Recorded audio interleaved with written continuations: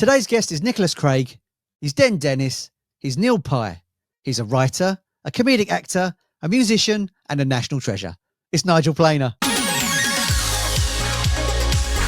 Hey, I'm Jack Hughes from Wang Chung. Hey everybody, this is Ivan from Men Without Hats. Hello everybody, this is Francis Dunnery from It Bites. Hi everyone, this is Andy from Modern Romance. Hi everyone, this is Charlene. Hi, this is Dennis Seaton from Music Eve. Hi, I'm Nick Hayward. Hi, this is Kevin from Fiction Factory. And you're listening to the 80s Rewind Show podcast.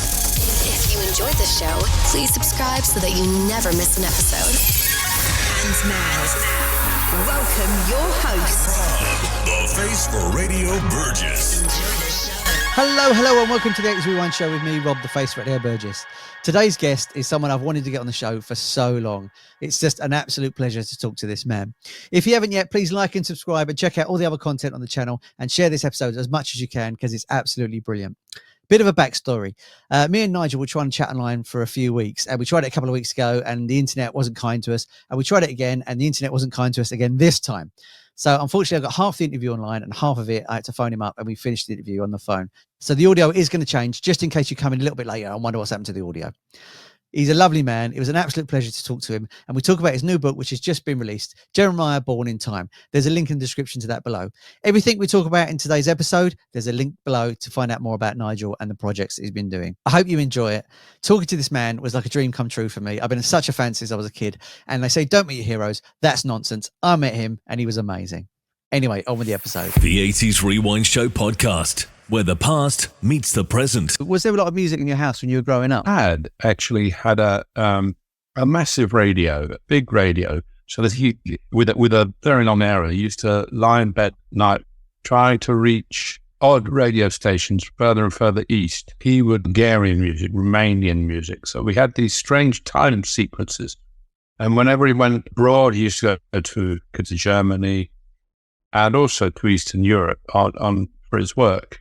Come back with albums, and so I've still got some of really strange, like Russian music, and it was quite eclectic.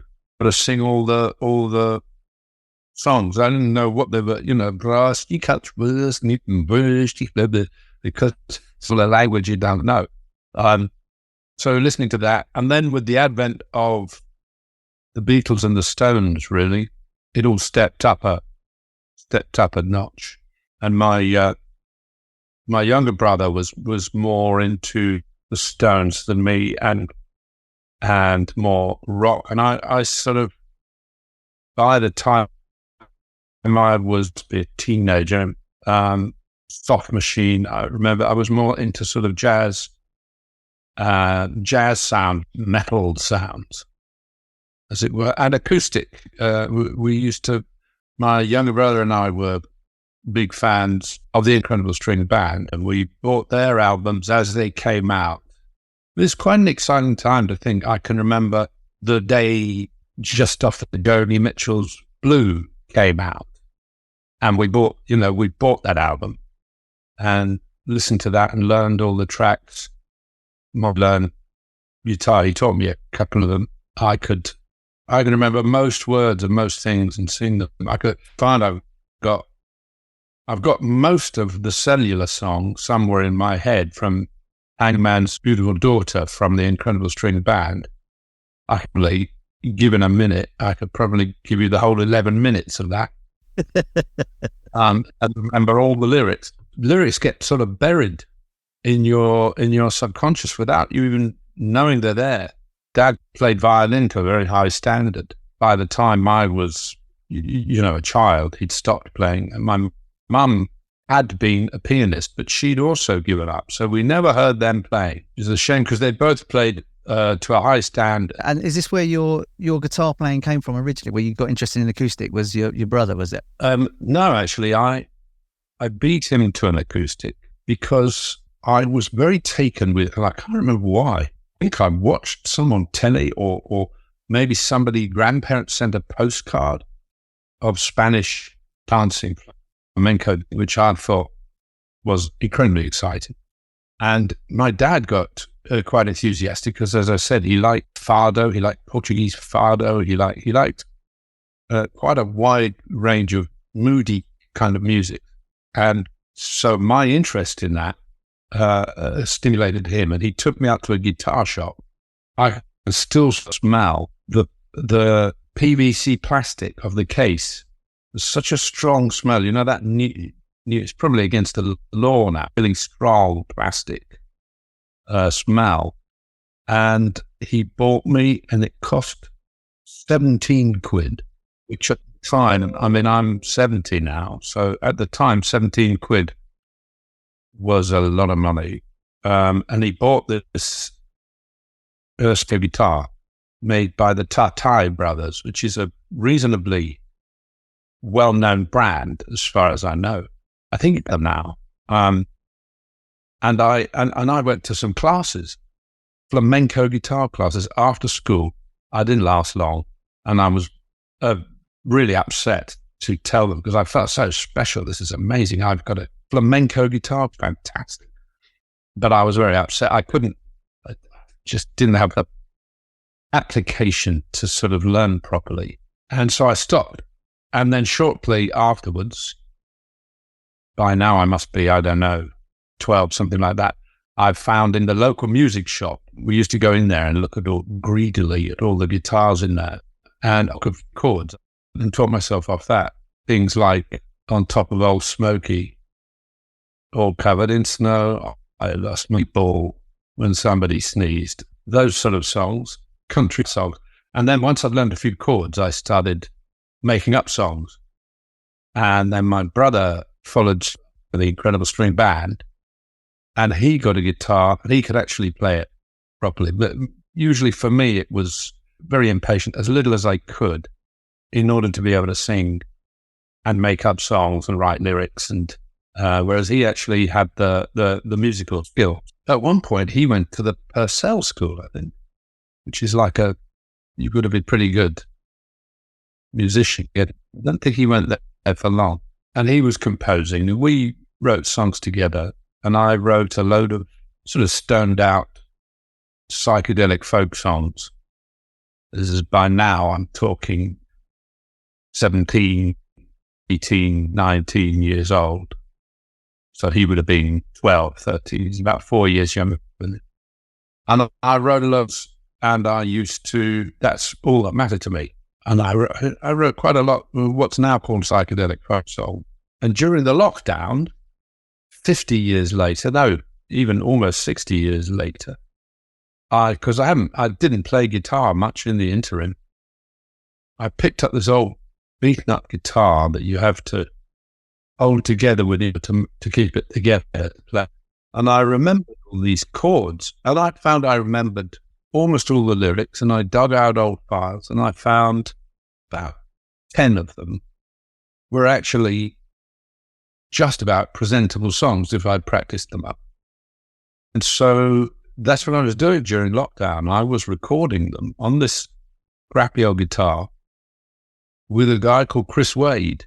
He lives in Leeds, and he plays everything and sings and writes songs of albums called Dodson and Fogg.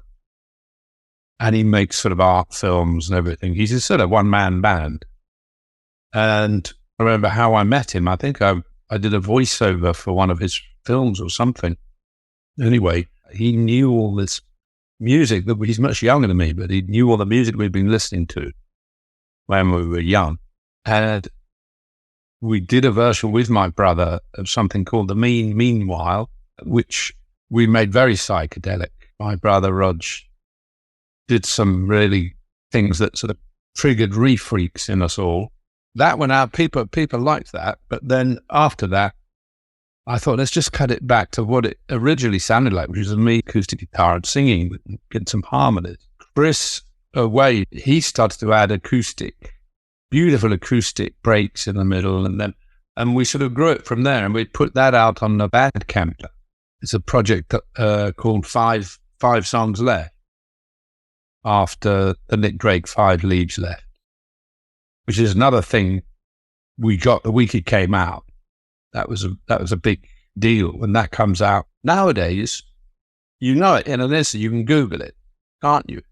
But I can't really remember, how did I get to know Nick Drake was that there was an album called 5 Leaves Left? where did the information flow? That's what, because it must have. So maybe it was the local music shop that you used to hang around like a toy shop or a model shop or something when you were a kid, and you used to just hang around there, and the guy get really pissed off because you'd just been trying out the guitars and not buying anything, for hours. I don't remember a local record shop. Or maybe it was just mates. What was it, in the newspapers? Did we look? I can't remember. Would you have had NME back then as well? Yeah, there was NME, there was Melody Maker. Smash Hits is later. NME, yes, maybe that's what a Rolling Stone. And there was IT magazine as well, IT, International Times, which was a very alternative one, and indeed Oz magazine. So maybe information was of sort of subculture and counterculture stuff. The 80s Rewind Show podcast, where the past meets the present. So were you ever planning on becoming a musician, or was you interested in doing something else at the time? There was a brief period, yeah. When I was writing those songs, we met up with this bloke called Tony, who was Australian, I think, or South African. Australian. And he kept saying, super. So we used to call him Super Tony. And he was like a music agent or plugger, promoter. And he took us round, me and my brother again. We went round to EMI, a few record companies. And in those days, of course, you couldn't just click a button and say, here's my demo. You'd take a cassette with you, which you'd sellotape to your name on the front of. And then they'd say, okay, show us what you got. And you'd sit in these executives' rooms and get out your guitars and sing and play with Super Tony in the background. And he kept trying to make us write more commercial songs. And I couldn't take that seriously. So it was like there was one lyric, you're trying to think, now what would be, what do people want? Love songs and waking beside you, your shape across the bed. I suppose that's like Shape of You, isn't it? Even though I rise and leave you there asleep, I'll still be thinking of you as I eat my shredded wheat. I just couldn't sort of take it seriously. So we never did make a hit single.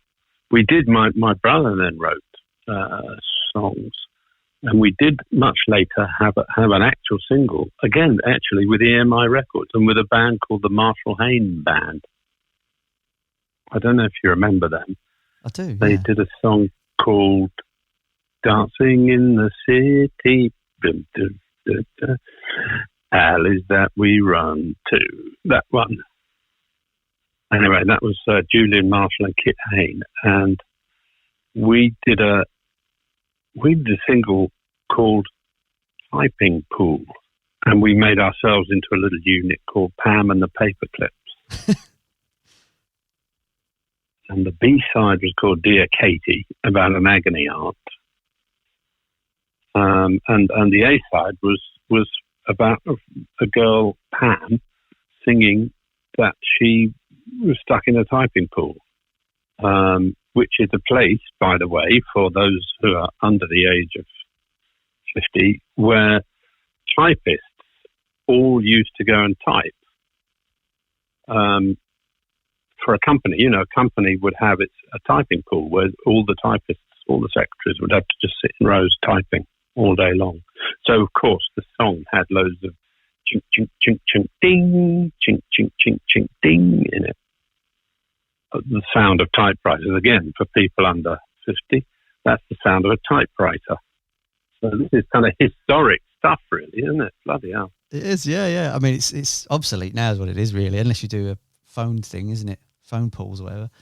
So were you taking around the sort of the 4 More Songs EP at this point? Is this the one you were trying to sell to the record companies? Yes, I think we were, some of them. Not so much the sort of freakier ones that are the ones that obviously now are the ones I've chosen to go on there. There were ones trying to be more, acceptable for mainstream audiences. which is ridiculous, trying to write to order. It's ridiculous if you're no good at it. It's really good if you're brilliant at it. Were you sort of interested in comedy at this point as well, or was it just one of those things where, a bit like Billy Connolly, where he would tell jokes between the songs to make people laugh? Was there sort of characters or jokes you were doing at this time? No, it was more. I took it very seriously. All the writing, the music. I thought I was, sort of the new Donovan or something. But I had always been interested in acting, and my sort of connection with the comedy came about through acting. In that I'd always been in plays, amateurs, at school, semi-pro. My first job was, how old was I? 19, up at the Travers Theatre in Edinburgh, and I would get laughs in characters. But at this short period where I thought I was going to become John Martin or whoever, that wasn't a comedy period. That was all took these songs very seriously, and that's what's quite nice on the Bandcamp channel I've got now with 5 songs left. If you go back and listen to them, they're all really innocent and naive, and they're serious, but they're not sort of ponderous. There's a sort of, whenever it was, 1971 or something, there's a sort of complete naivety about everything really in them, and so they come across as quite fresh in a way. I was surprised during lockdown when we were recording them that they were so sweet, And then, anyway, it was good fun doing that. But the reality, just sort of autobiographically, reality soon kicked in, and all innocence was lost, and I ended up taking the piss. That's fantastic. We'll jump forward a bit if that's all right. So obviously Neil's around and Neil's created, and The Young Ones comes out and explodes, and it's a cultural phenomenon, and it's amazing, and it's my favourite TV show of all time. I'm just curious to ask you, obviously Neil played guitar and sung during the episodes. Why was there never a song from Neil in the actual episodes? You had all these great bands, and Alexi did Dr. Martin's Boots. How comes Neil never did or performed a song? Was that an option that ever came up? No, it wasn't. And I wasn't pushing for it. But also, I think that there was a sort of, and possibly still is, a pecking order, a sort of honour roll, on which on the food chain of who gets to make decisions, in which I was quite low. Because if you think about it, Ben Elton was writing the scripts with Rick Mayall and Lisa Mayer, and Adrian was Rick Mayall's double act partner, and Alexi was the big star who got, at the time he was the kind of cool guy who got the additional material credit for writing, his monologues when he suddenly talks to camera. And I think it wasn't considered that that Neil should have a song. Thinking back on it as well, I think that's a bit unfair what I've just said as well, because I don't think it would have been right, because the 4 students are crap. That's what defines them. They're really crap. It's okay for Alexi Sale, because he was the landlord, to come in and have a band and have a number, and all the other bands, obviously. But if one of us had suddenly been competent at anything, I don't think it would have worked, comedy-wise, actually. So I think it's probably not so much about pecking orders and my own personal chip on my own personal shoulder, but it just wouldn't have seemed appropriate. Yeah, it's a character thing, isn't it, rather than a... Yeah. I mean, and when we did do Hole in My Shoe, we found that if I sung it totally in character, it sounded crap. And you wouldn't want to listen to a whole record of somebody being that crap.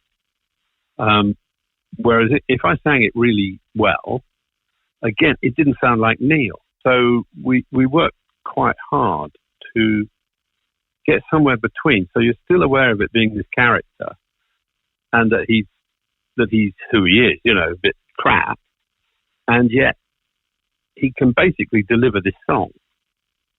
And it was, comedy and music fight each other. They don't sit easily together, because if something becomes really good musically, the comedy goes out of it, and vice versa. If something gets really, really funny, the music suffers. It's quite difficult to really get the balance right. I mean, there's things like Adrian's even gigged with them, his favourite band, the Bonzo Dog Doodah Band. They got the balance right by being nutty, by being crazy. But the moment you just go for the laughs, the music doesn't work. They fight each other for attention, for the listener's attention, and also you don't want to hear the same comedy routine again and again. Whereas a song, you want to hear the same song again and again. It brings back the same feeling. Can we just talk about Neil's heavy concept album? Like, how did it come about? Was you approached, or did you approach someone with an idea for it? Because I know Dave Stewart produced it, didn't he? So did Dave come to you, or? Yeah, Dave Stewart produced the single too. Right. So what happened was a mate of mine, Alan McGowan, who was a music booker. He booked a comedy and music club in Brighton called the Wits End. He had the idea. He said, you should be doing a single as Neil. Why don't you do Hole in My Shoe? Which was a damn good idea. And we toyed with the idea of doing it with Marillion, who I was supporting at some of their gigs at the time. And for some reason that fell through. I can't remember why. And then I can't equally remember who it was who suggested Dave Stewart. I think Dave Stewart got to hear that we were doing it, and he was keen. I think that's what happened. He got to hear that I was looking around for someone. So I went to meet him, and that clicked immediately.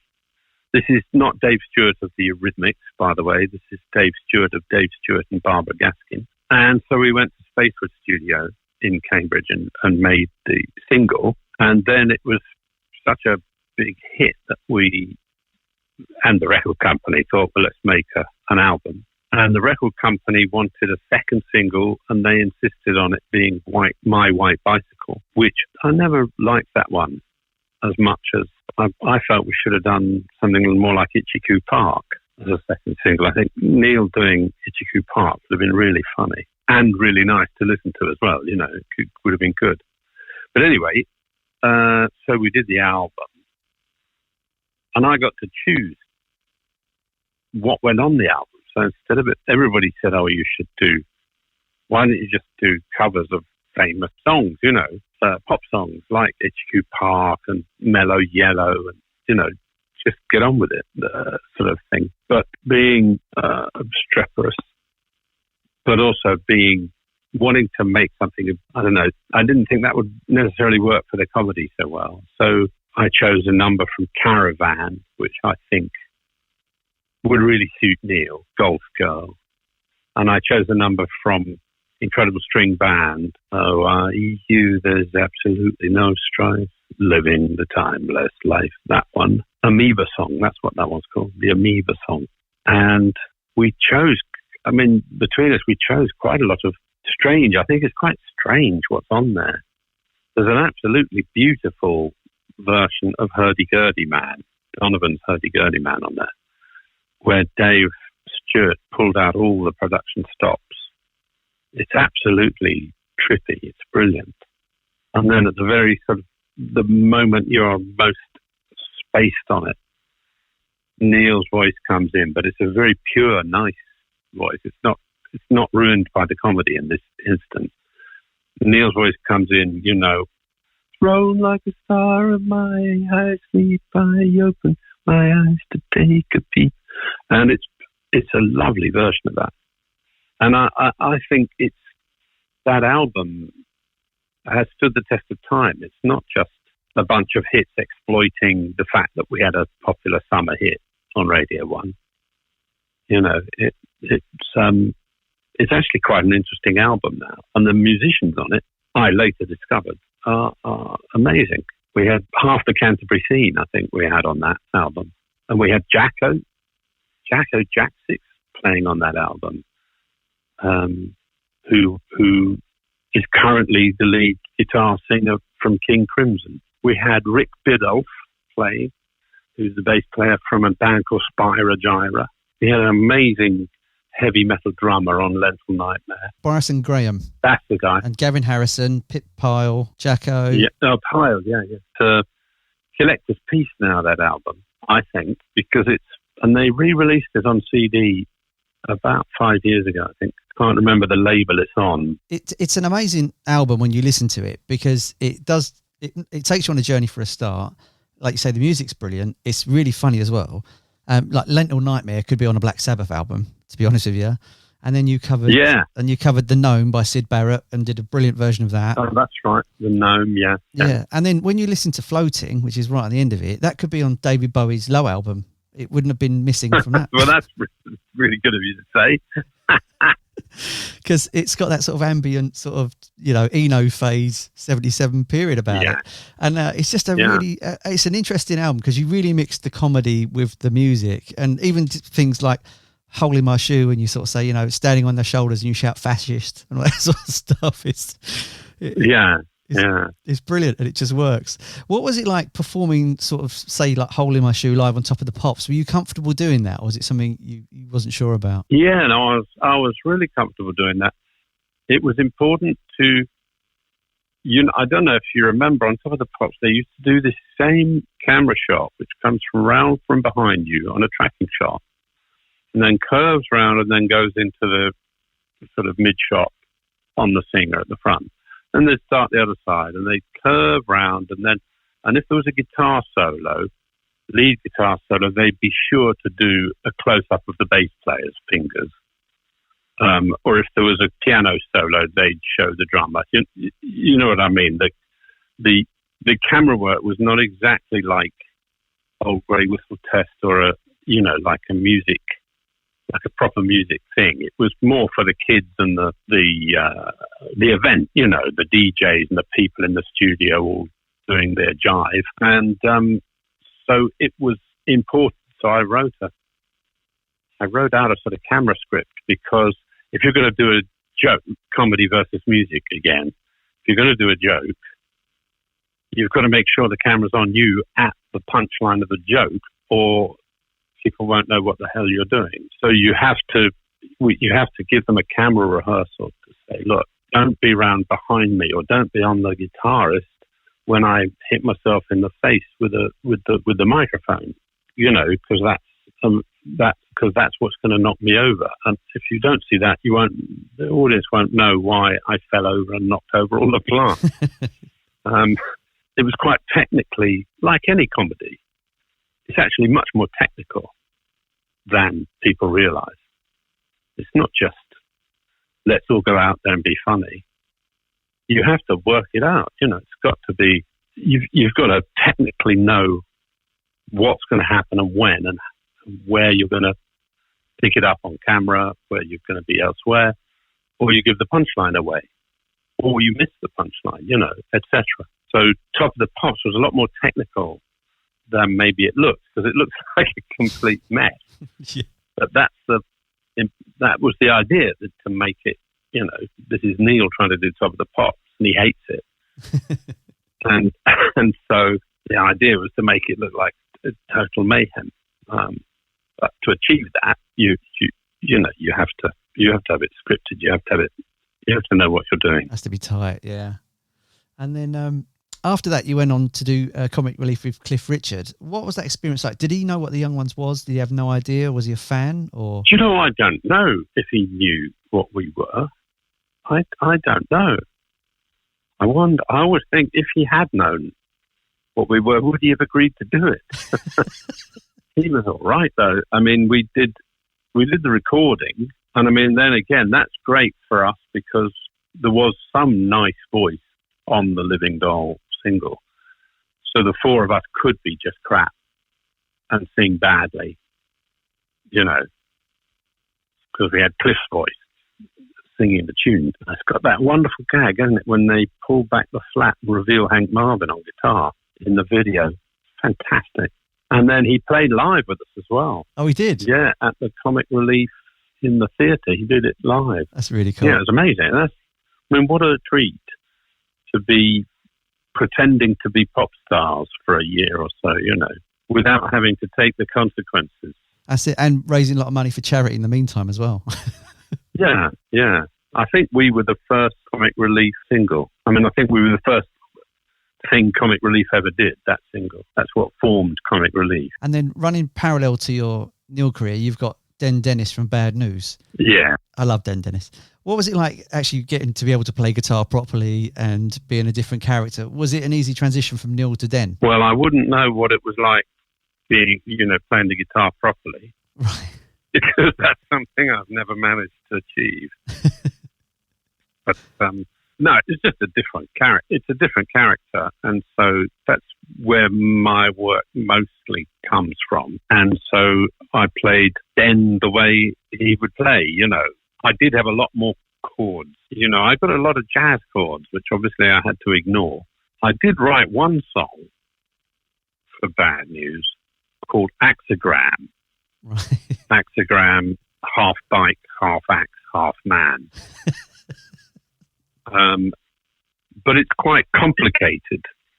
And so we learnt it, but it was too complicated. It didn't work for the characters. It was more like a sort of prog rock heavy metal, but there were quite complicated changes and chords in it. Do you know what I mean? Yeah. And we did learn it, and we played it when we were rehearsing, and I think it was Brian encouraged us to drop it because we didn't sound good enough doing that, A, and B, even if we had, it wouldn't have been Bad News. But I'm working with some guys at the moment to do a new version of it. Oh, fantastic. Yeah. And we're discussing the same old issues. Should we get a kind of Den Dennis vocal on it? In which case, why does it, it'll sound crap. Should we get a proper vocal on it? In which case it won't sound very Bad Newsy. And where do we hit the spot? When I've done it, I'm going to tentatively play it to Adrian Edmondson and see if he'll join in. I'm just doing it with some mates at the moment. So I'm trying to get as good as I can so that he feels inclined, because he doesn't want to sort of go back there. But I'm going to try and persuade him to do the vocal and the lead guitar. That'd be brilliant. You played 2 gigs. Is it 2 you did? And you've put one of them on your YouTube channel, which is amazing. What was it like playing live in front of a crowd as Den, a character, and then trying to remember songs? Was it frightening? Was it fun? Was it exhilarating? It was all of those things, yeah, especially at Donington and Reading. Donington particularly, because that was our first gig, and there's about, I don't know how many, 50,000 people there, all throwing things at you. It's ridiculous. And it's in the film, the Bad News film. It's scary, exhilarating, and amazing, yeah. As I said, what a kind of strange trajectory to, I went to acting school, for goodness sake. What a strange trajectory to be playing characters, that the characters take over so much that you end up actually playing Top of the Pops and Donington, and, the characters end up playing Castle Donington or Top of the Pops, or, going on television interview shows in characters. Boy, amazing, really, to be able to do that without, as I say, taking the consequences, the real life consequences, because it's the character that's done it. I mean, you even did MTV, didn't you? You took over MTV as Neil for an evening. Is that right? That's right. There's an MTV. I've got a Patreon account at the moment. I don't know if you know what that is. It's like £3 a month. And I'm gradually putting up onto the Patreon account. Every week I'm putting up, because I found my old archive and I've got it all digitized. Fantastic. And I've got all that Neil MTV. This week I'm putting up that Comic Relief Live with Cliff thing. And just everything that I've found in my old archive is going up there. Awesome. I'll put a link to that in the description so people can find it. Oh, yeah, do. I'll do that as well.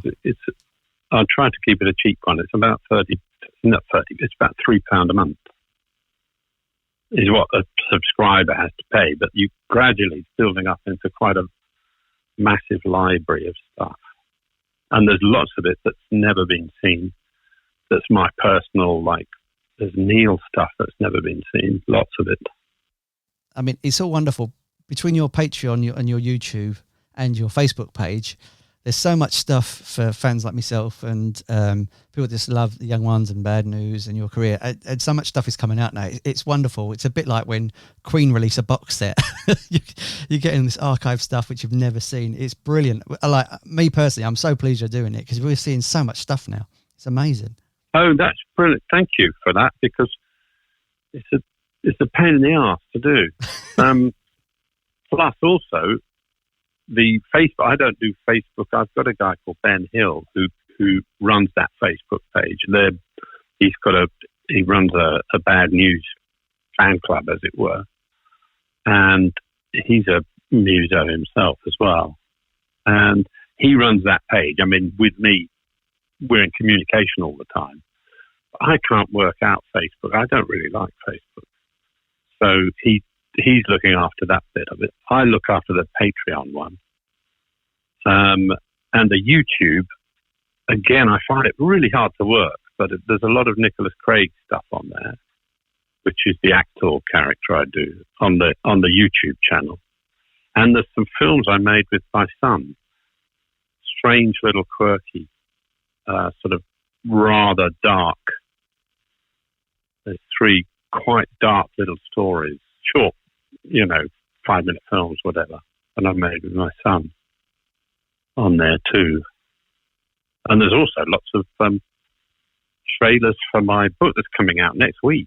Let's talk about your book. I was going to build up to that. You've written 9 books so far. I think it's 9. Is that right? And this is your newest. Have I really? God. Yeah. Right. Yeah, and it's Jeremiah Bourne in Time, book 1. So is there going to be a trilogy series of this? There is meant to be. I haven't written book 2 yet, but I've got it all planned out. It's a time travel story, but time travel with a difference.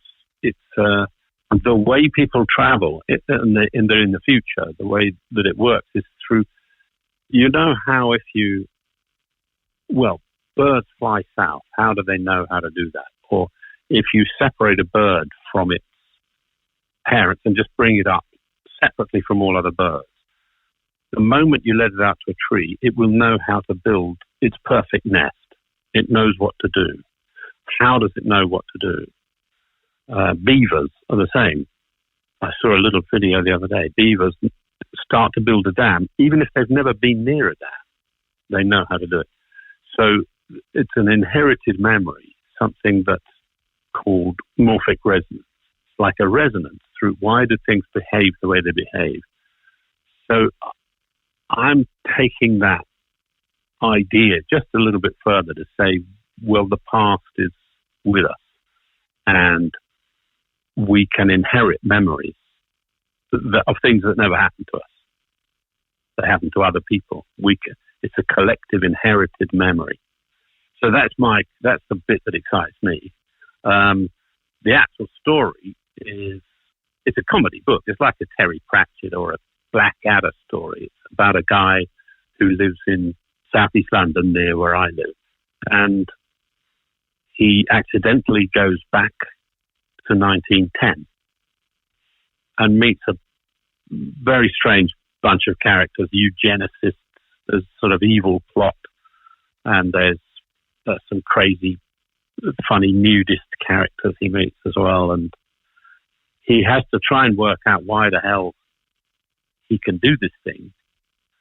And I don't want to give too much of the plot away, but there's people from the future who are fully aware that he can do this thing, and they're trying to catch him and stop him because that's how they all go around using inherited memory. But the difference is it's not like Doctor Who traveling in time and space. It's only traveling in time. So you end up in this place where you are. You know that feeling you're walking on the street and you see an old lamppost, you see something from the past, and you're sort of almost transported, your imagination, to the past. It's more like that. You find yourself actually in the past in this book, using a memory you didn't know you had. So, but as I say, that's all the bits that excite me. Those are my excitements. Actually, it's funny. There's lots of silliness in it, you know. How many books are you sort of aiming for? Like 3, or is it going to be like a 10-book trilogy? Oh well, who knows? I mean, I'll do the second, and if that goes well, I'll plan and do the third. I've only got a very vague idea of the third one, and we'll see how it goes. I mean, no idea how popular it would be. There's another character in it. There's Jeremiah Bourne, who's this main character, and his mum, who left him years ago, and he doesn't know where she is. He's trying to find her. But then there's his auntie, Artemisia Plutarch, who is from the future. And that character turned out to be quite a lot of fun to write. So I might start, I don't know, veering spin-offs, you know, going to the side with her, because she's quite fun too. So, yeah, I don't know. 3, I would imagine 3, and then see if it spins off. Will you be doing sort of live readings of those, like mini tour, reading the book out live and giving people like... Yes, I will. I'm going to Hastings Literary Fest, Norfolk Literary Fest, Chester Literary Fest, and one called Wigtown, which is up in Scotland, in Dumfries. So I'm doing those readings from that book then. But I'm also on tour in September with Henry Normal as a poet, because in the 90s I used to go on tour with Henry. We were performance poets. And I met up again with him recently, and he's back on tour again and has new poetry books out. So he's encouraged me to join him again, and I've got a new poetry book coming out in September. Fantastic. And we're doing a lot of gigs all over, mostly Southwest, I think now. We're doing Taunton, and can't remember all of them, but I don't know, 10, 15 poetry readings. So I'm going to be quite busy all over the autumn doing that. And again, rather like the 5 Leaves Left, I haven't concentrated on writing poetry for some time. I've occasionally penned the occasional bit. And it was Henry said, well, why don't you go for a new collection? So I did some work and gathered up all the stuff I've ever written and did quite a lot of edit and, you know, made it into a poetry volume. So it goes backwards from this year, where the latest one was written, and it goes backwards in time. So it reads like almost like a memoir. And the first poem in the book was written in 1971. So it's like a life story in poems. The poetry book's going to be called Making Other Plans, as in the line from the John Lennon song, life is what happens to you when you're busy making other plans. And where can people get that book when it comes out? Probably online. I go to, for both of those books, I would go to bookshop.org or to hive.co.uk, hive as in beehive, hive.co. And those are, I mean, you can get them on Amazon, but those two I like more because they support local bookshops. So you'd be buying it from, basically, even though you're going online, you'd be buying it from your local bookshop. Fantastic. I'll put links to that in the description as well. Nigel, thanks for chatting today. It's been absolutely amazing. Yeah, no, brilliant chat. Thanks.